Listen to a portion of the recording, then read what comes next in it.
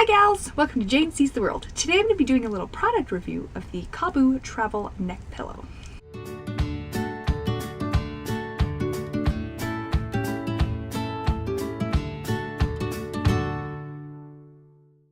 Hi there! Welcome to Jane Sees the World. We're just a couple of average gals who love to see and explore the world in our spare time, which isn't much because we have full-time jobs. So when we do, we like to make the most of those vacation hours. If that sounds familiar to you, go ahead and subscribe. Today I'm doing a little product review of the Cabeau, I think that's how you pronounce it, travel pillow.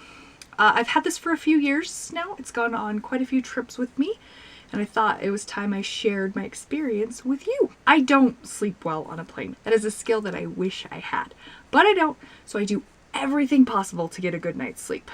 And that includes investing in a good travel pillow. R uses this. I have another couple of friends that use this.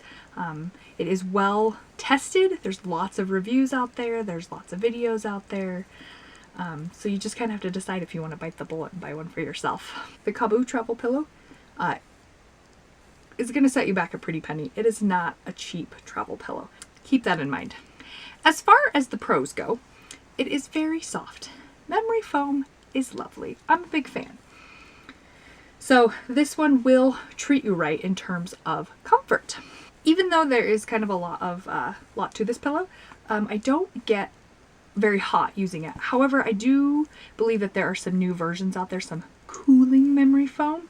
Like I said, I've owned this for several years now. It's holding up really well on all of my trips, but there's definitely newer options out there for you if you're looking for a cooling memory foam. I do recommend memory foam for travel. It is a bit more comfortable than some of the other options out there, but there's some bulk here.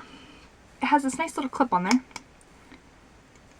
If you can use it correctly, you can cinch it all up nice and tight and get all cozy.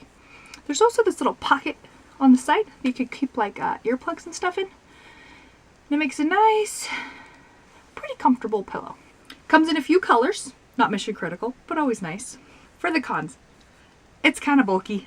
Let's be honest. I mean, you could like sling it over your bag, and there is a little bag to hold it in. Little bag.